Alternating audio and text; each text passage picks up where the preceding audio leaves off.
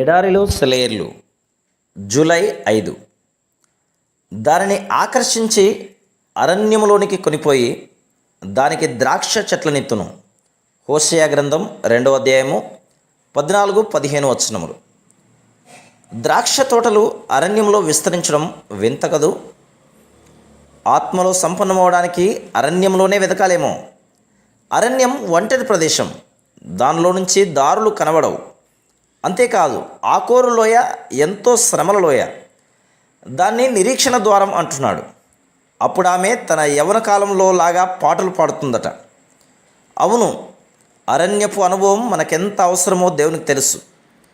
కలకాలం నిలిచి ఉండేదాన్ని ఎక్కడ ఎలా అనుగ్రహించాలో ఆయనకు తెలుసు. ఆత్మ విగ్రహారాధనలో మునిగి తిరుగుబాటు స్వభావంతో దేవుణ్ణి మర్చిపోయింది. స్వార్థాపేక్షలతో నా విటులను కలుసుకోవడానికి నేను వెళ్తాను అంటుంది. కానీ వాళ్ళు దానికి అందలేదు. అది దిక్కులేనిదై దారి తెన్ను లేక తిరుగుతున్నది.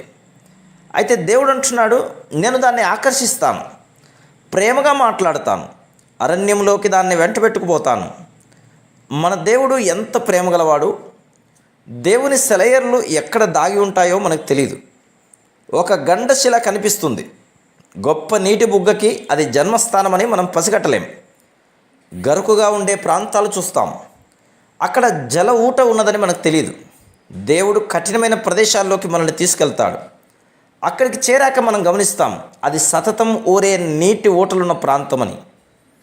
Praise the lord.